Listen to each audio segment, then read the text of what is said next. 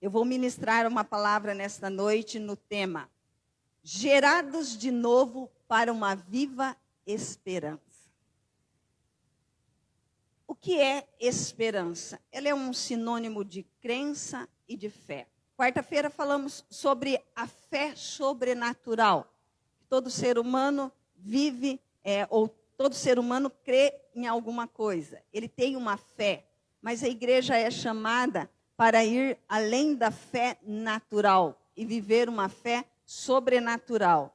E dentro deste tema, aqui trazendo pela palavra de Deus, podemos entender que esperança é uma expectativa otimista da realização daquilo que se almeja ou deseja.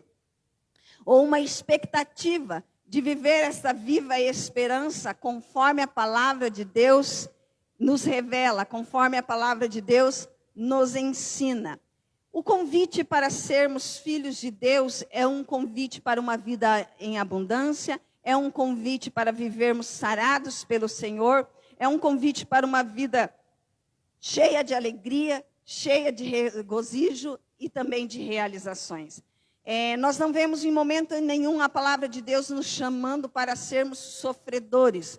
Sofremos perseguições por escolhermos sermos cristãos? Sim. Por guardar os princípios do Senhor, por guardar os mandamentos do Senhor?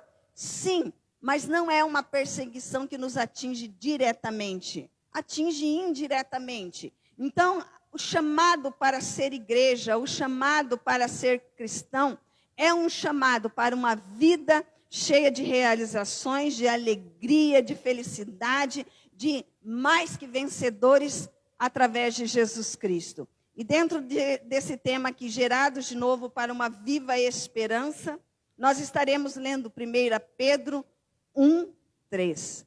Eu falo que a Bíblia, ela é um livro, eu vou usar a expressão de autoajuda. Ela é um livro que nos ensina e também nos traz, através da sua revelação, uma transformação de dentro para fora. Enquanto nós ficarmos nos esforçando para mudar algo à nossa volta, em primeiro lugar, para depois trazer uma transformação aqui dentro, queridos, vamos andando de sofrência a sofrência, não de glória em glória. Vamos sempre estar sofrendo. Mas quando nós entendemos que a revelação começa no Espírito, começa ali nesta regeneração do Espírito. Regenerar é ser gerado de novo. Quando nós entendemos que começa aqui dentro, tudo à nossa volta começa a ser transformado. A nossa alma absorve essa transformação, nossa mente absorve essa transformação. E a Bíblia é um livro que nos chama a viver a esperança através de Cristo Jesus.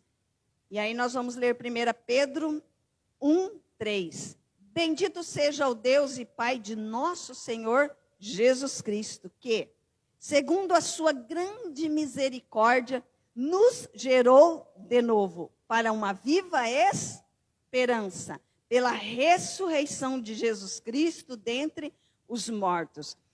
Em momento nenhum nós achamos na Bíblia que o Senhor nos gerou de novo para uma vida sem esperança, para uma vida sem fé ou para uma vida atribulada. Na palavra de Deus sempre nós podemos ver que o Senhor nos gerou de novo ou nos regenerou para que nós possamos ter ou viver uma outra realidade de vida diferente daquela que nós vivíamos.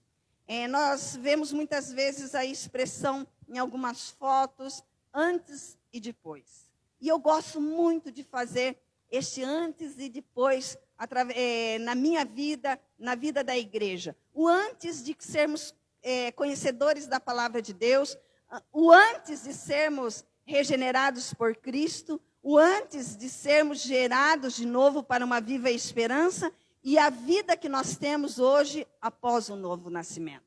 Lembre sempre, regenerado, gerado de novo. Então, quando nós falamos sobre sermos gerados de novo, expressa a ideia de um nascimento para uma nova realidade, uma nova dimensão de vida. Você nasceu de novo para viver uma nova dimensão de vida. Você estava num reino que era governado pelas trevas, e você nasceu de novo, você nasceu em outro mundo espiritual, você nasceu em outro governo, você nasceu em outra dimensão de vida, você nasceu em outra realidade espiritual, você nasceu em outra realidade natural. Apesar de você não ter nascido naturalmente, tudo que é natural é impactado por este novo nascimento. Tudo que nós vivemos fisicamente aqui na terra é impactado através da regeneração do espírito do ser humano.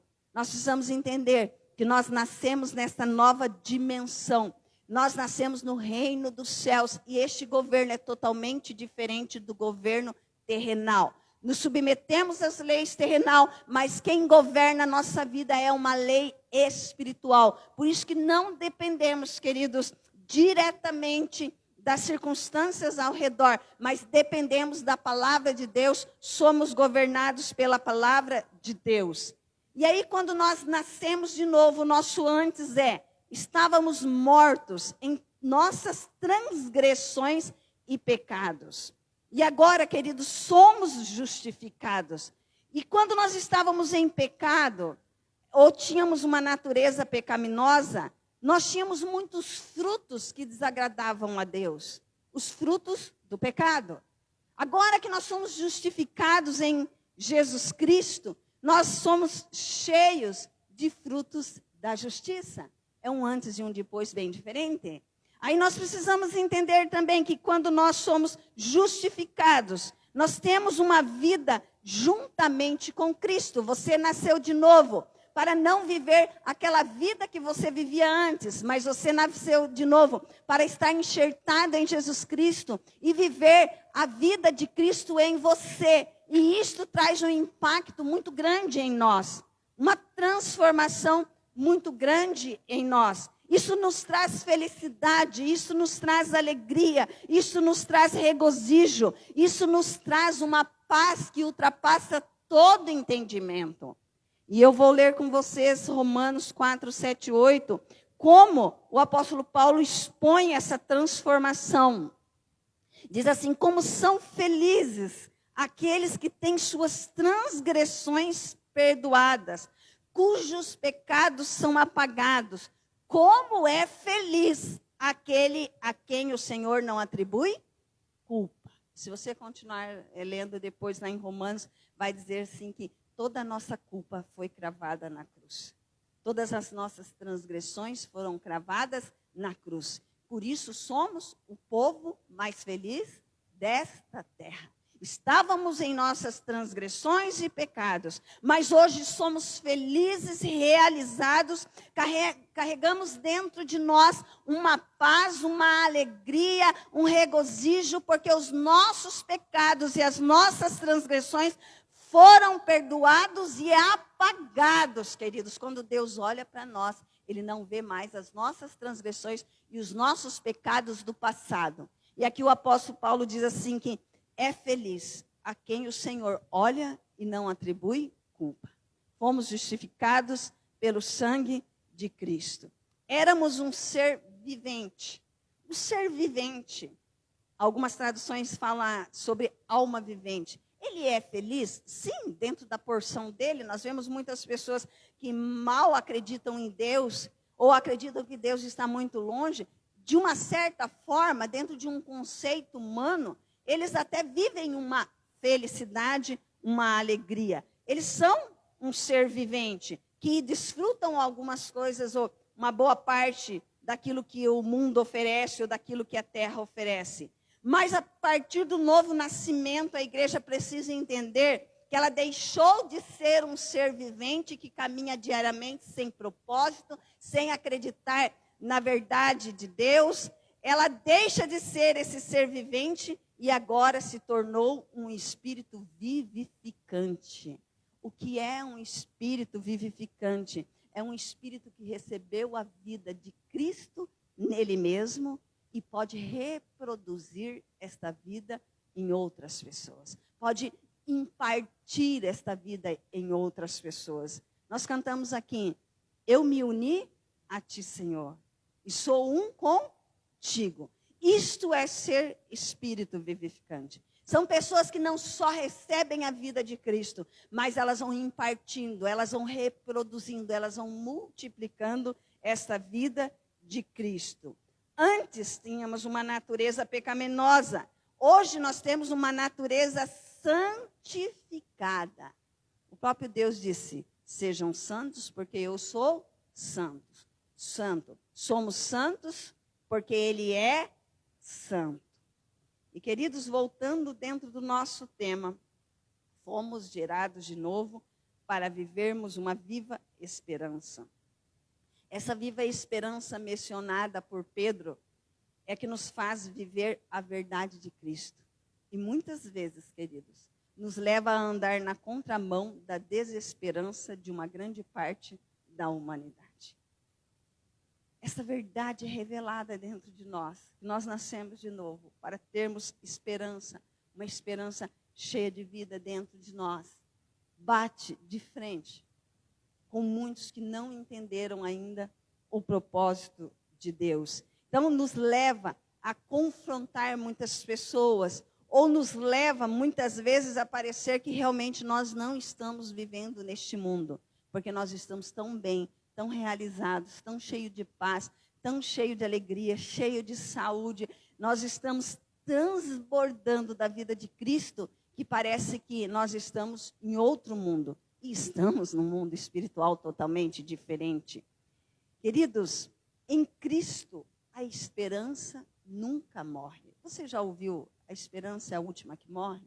Não, em Cristo a esperança nunca morre. Porque quando nós morrermos nesta terra, passarmos aqui, nós viveremos eternamente com Cristo Jesus. Então, essa esperança sempre está viva dentro daqueles que foram gerados de novo. Eles creem contra toda esperança. O que seria isso? Crer contra toda a esperança. E nós vamos ver o exemplo de Abraão, e Deus tem quase um mês ministrado nosso coração através da história de Abraão. E nós vamos ver lá em Romanos 4, de 18 a 21. Abraão, contra toda a esperança, em esperança, creu, tornando-se assim pai de muitas nações, como foi dito a seu respeito. Assim será a sua descendência. Sem se enfraquecer na fé, reconheceu que o seu corpo já estava sem vitalidade, pois já contava cerca de 100 anos de idade, e que também o ventre de Sara já estava sem vitalidade. Sara tinha 90 anos. Mesmo assim, não duvidou nem foi incrédulo em relação à promessa de Deus, mas foi fortalecido em sua fé e deu glória a Deus, estando plenamente convencido de que ele era poderoso para cumprir o que havia prometido. Queridos, humanamente falando, não havia mais esperança para que a promessa de Deus se cumprisse na vida de Abraão. Lembra, Deus chamou Abraão: sai da sua terra, sai da tua parentela, e eu farei de você, vai para uma terra que eu vou te mostrar, farei de você uma grande nação, em ti serão benditas todas as nações da terra. Algumas traduções falam assim, em ti serão benditas todas as famílias da terra. Então ele sai cumprindo um propósito de Deus, ele sai através de um chamado de Deus e começa a edificar o propósito eterno de Deus. E aí, humanamente falando, Abraão não tinha condições mais de gerar o filho prometido. Sara era estéril. Mas, queridos, mesmo no meio desta falta de expectativa, dentro de uma realidade humana, a palavra de Deus diz que ele, contra toda a esperança humana, em esperança, creu, acreditou. Ainda que ele olhasse tudo ao seu redor, e ele não visse expectativa, mas dentro dele havia uma esperança viva. Dentro dele havia uma convicção de que aquilo que Deus falou se cumpriria. Porque Deus tinha chamado Abraão para cumprir o propósito de Deus. Não um propósito pessoal, não algo que ele almejou, mas foi através de um chamado de Deus, de algo que Deus queria fazer e repercutir em todas as nações da terra. Dentro do chamado de Deus, Abraão sai convicto, na certeza que Deus cumpriria aquilo que ele planejou, aquilo que Deus mesmo propôs para Abraão. E contra toda a esperança, em esperança ele creu. Porque dentro dele havia esta vida de Deus. Dentro dele havia esta fé que Deus depositou nele. Dentro dele havia um mover do Senhor. Dentro de um propósito que Deus tinha na vida de Abraão e através da vida de Abraão.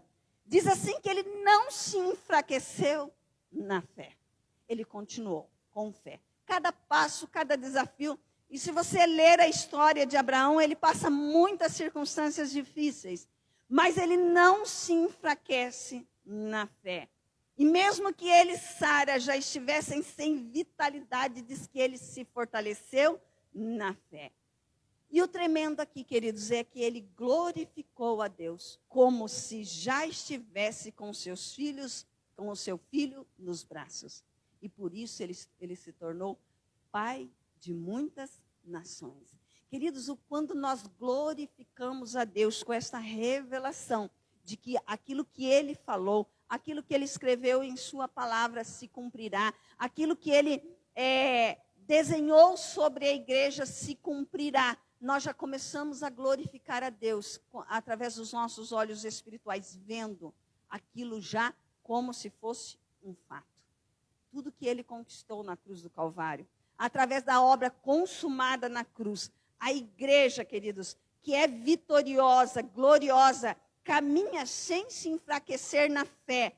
Pelo contrário, ela se fortalece em fé, para que uma viva esperança gerada em nós e através de nós da ressurreição de Cristo venha abrir os nossos olhos espirituais, venha manter os nossos olhos espirituais, para que nós possamos contemplar como realizado aquilo que Deus escreveu sobre nós. Aquilo que Deus escreveu sobre a sua igreja. Aquilo que Deus escreveu sobre o seu corpo. Nós caminhamos não nos enfraquecendo na fé, mas nos fortalecendo em fé. Porque o que Deus decretou vai acontecer, queridos. O que Deus escreveu vai acontecer. Nada prevalecerá contra a igreja do Senhor Jesus Cristo.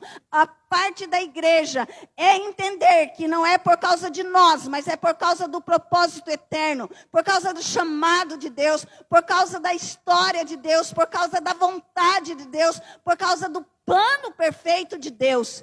Fomos chamados para uma viva esperança, fomos inclusos neste propósito. E a nossa parte é acreditar e caminhar como fez Abraão. E realmente, queridos, algo que eu sempre tenho ministrado, ore para que o Senhor lhe dê espírito de revelação e sabedoria, abrindo seus olhos do entendimento, para que você contemple como pronto aquilo que Deus escreveu e planejou. Contemple a obra consumada da cruz. Saiba que lá Jesus morreu e já conquistou, já restaurou, já regenerou todas as coisas. E lembre que esta viva esperança foi depositada dentro da igreja, dentro do nosso espírito, através da ressurreição de Jesus Cristo.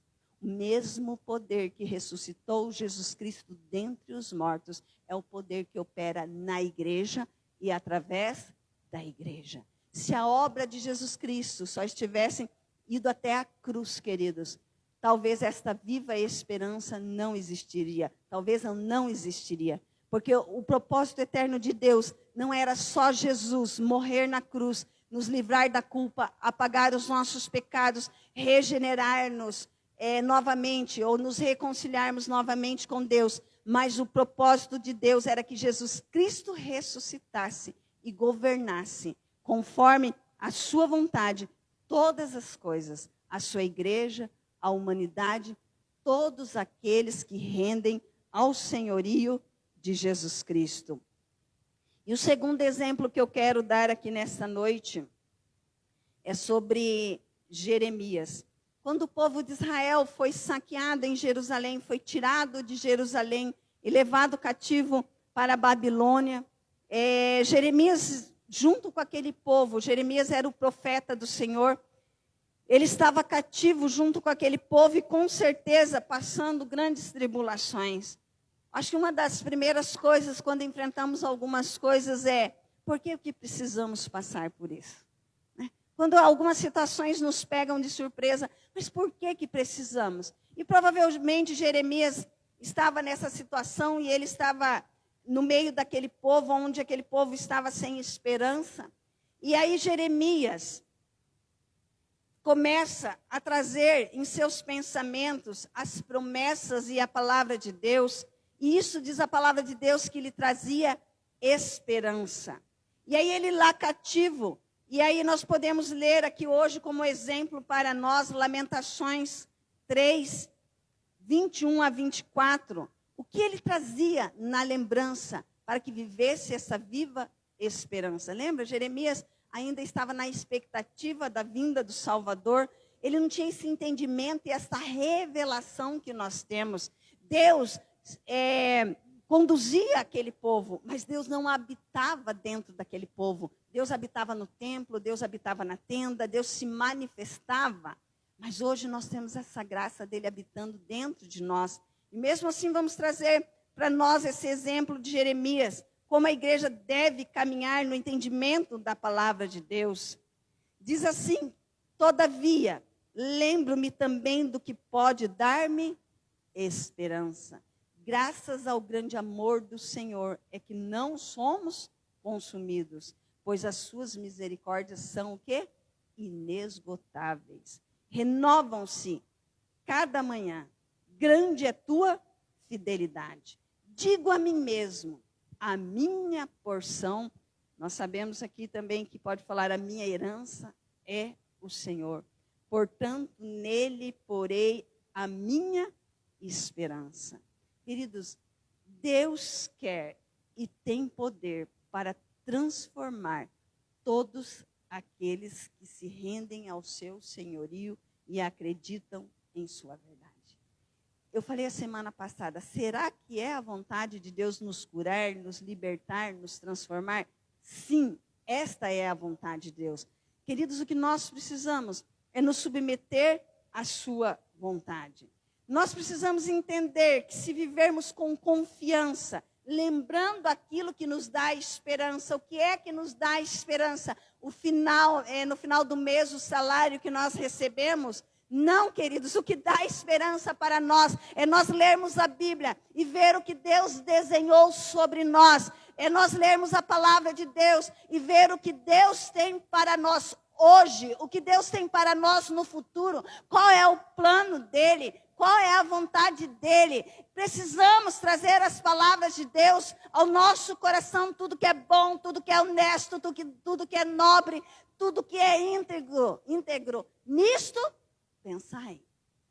Quero trazer aos meus pensamentos. Algumas traduções dizem assim: quero trazer à memória, quero me lembrar daquilo que me dá esperança, porque a minha porção é o Senhor. Grande é a sua fidelidade. Cada manhã nós podemos entender que ela é renovada, não porque a misericórdia, a fidelidade de Deus acabou no final da noite, não. Quando nós acordamos, eu acho que é um dos maiores desafios do ser humano, é acordar, se centralizar aonde está e trazer à memória aquilo que nos dá esperança e saber que a misericórdia do Senhor está sendo renovada diariamente em nós. A gente às vezes fala assim, quando às vezes precisamos resolver alguma coisa, nós dormimos, descansamos, quando acordamos de manhã precisamos, meu nome é tal, minha identidade é tal, estou em tal lugar, pertenço a um reino dos céus, precisamos trabalhar a nossa mente, porque nós estávamos no mundo do sono, né? E aí nós precisamos se centralizar. E eu penso que esse entendimento, por isso que o Senhor traz, se renova todas as manhãs. Quando acordar, todas as manhãs, não se esqueça, você pertence a um reino dos céus. Você nasceu de novo, você foi gerado de novo para uma viva esperança. E quando nós queridos, vivemos com confiança, lembrando de tudo que nos dá esperança. Crescemos na perseverança e nos tornamos pessoas mais felizes. Quão feliz é aquele cujos seus pecados foram perdoados e suas dívidas apagadas. Deus veio trazer felicidade para nós, queridos. Deus não veio trazer tribulação no nosso espírito. Nossa alma, nosso pensamento, algumas situações até podem passar. Mas Deus veio trazer felicidade. Deus veio trazer para nós uma vida tranquila, uma vida de paz. Ponha sua esperança em Deus. Ele é o Deus da esperança. Semana passada eu falei que o Deus da paz o santifique inteiramente. E Ele é o Deus da esperança. Nos gerou de novo para uma viva esperança. Nós vamos ler Romanos 15, 13, que diz assim: que o Deus da esperança se encha de toda alegria e paz, por sua confiança nele, para que vocês transbordem de esperança pelo poder do Espírito Santo. Quem que veio nos dar viva esperança? O Deus da esperança. Não é algo criado na nossa alma. Não é algo criado na nossa mente. É algo criado no nosso espírito. Que o Deus da esperança os encha de toda alegria e paz, porque vocês confiam nele. Queridos, podemos transbordar de uma viva esperança que nos enche de alegria e paz pela confiança que temos em Cristo Jesus, o nosso Senhor. E Jeremias 29, 11, porque sou eu que conheço os planos que tenho para vocês, diz o Senhor. Planos de fazê-los prosperar e não de lhes causar o quê? O que está escrito lá? Dano. Nenhum plano de Deus é para nos causar mal, queridos, e nem dano. Nada, nada, nada, nada. Planos, os planos de Deus são de dar-lhes esperança e um futuro. O Deus da esperança nos chama hoje, queridos. Nos chama diariamente. Sabe por que nós precisamos ser chamados diariamente? Porque somos naturais e ainda o nosso corpo não foi transformado. Ainda que vivemos numa outra dimensão, somos espíritos vivificantes. Ainda temos esse corpo natural que teima conosco em ficar nessa dimensão natural, se esquece que nasceu de novo para uma nova realidade de vida, uma nova dimensão de vida. E aí Deus sempre está nos alertando. Ah, mas eu sei os planos que eu tenho para vocês. Não se preocupem. Planos bons, planos de fazê-los prosperar, planos de dar esperança e um futuro. O chamado para a igreja é viver, queridos, graça sobre graça, bênção e mais bênçãos, dádiva sobre dádiva. Somos abençoados para abençoar. Somos o que somos pela graça de Deus. Esse se tornou, queridos, a nossa marca como comunidade de salvação.